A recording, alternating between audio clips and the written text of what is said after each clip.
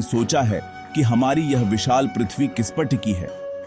पुराणों के अनुसार यह कोई साधारण आधार नहीं, बल्कि नागों के राजा शेषनाग के हजारों फनों पर टिकी है।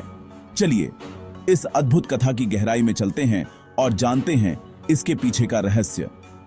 पौराणिक कथा।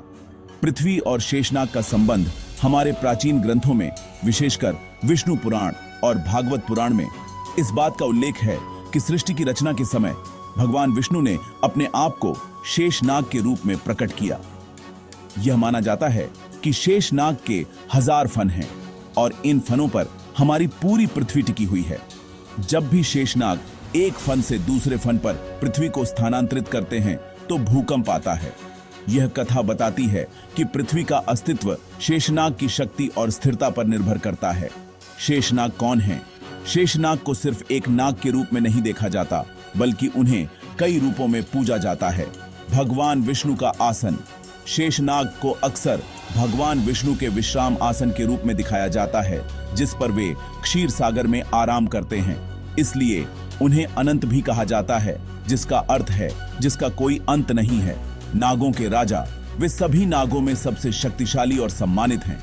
वे पाताल लोक के राजा हैं। लक्ष्मण और बलराम। पौराणिक कथाओं के अनुसार द्वापर युग में बलराम और त्रेता युग में लक्ष्मण दोनों ही शेषनाग के अवतार थे। यह उनके शक्तिशाली और समर्पित स्वभाव को दर्शाता है। इस कथा का प्रतीकात्मक अर्थ। यह कहानी सिर्फ एक विश्वास नहीं है, बल्कि इसके पीछे गहरा प्रतीकात्मक अर्थ छिपा है। स्थिरता और संतुलन। शेषनाग का पृथ्वी को धारण करना ब्रह्मांड में संतुलन और स्थिरता का प्रतीक है। यह हमें सिखाता है कि इस विशाल ब्रह्मांड में हर चीज एक अदृश्य शक्ति के द्वारा संतुलित है। अनंत काल। शेषनाग को अनंत कहा जाता है, जो समय के अनंत चक्र का प्रतिनिधित्व करता है।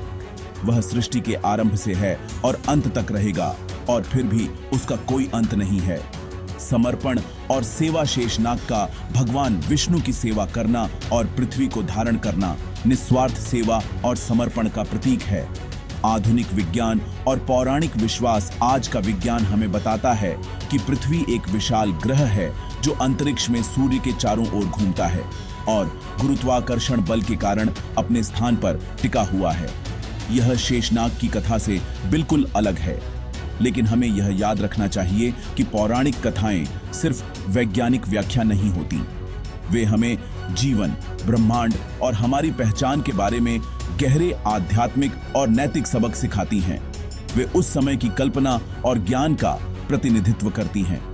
निष्कर्ष तो दोस्तों, चाहे आप इसे एक पौराणिक कथा माने या एक गहरे प्रतीक के रूप में देखें, शेषनाग की कहानी हमें यह सिखाती है कि हमारी दुनिया एक अद्भुत और शक्तिशाली शक्ति द्वारा समर्थित है। यह विश्वास हमें प्रकृति और ब्रह्मांड के प्रति सम्मान करना सिखाता है। आप इस बारे में क्या सोचते हैं? क्या आप शेषनाग की कथा पर विश्वास करते हैं या इसे सिर्फ एक प्रतीकात्मक कहानी मानते हैं?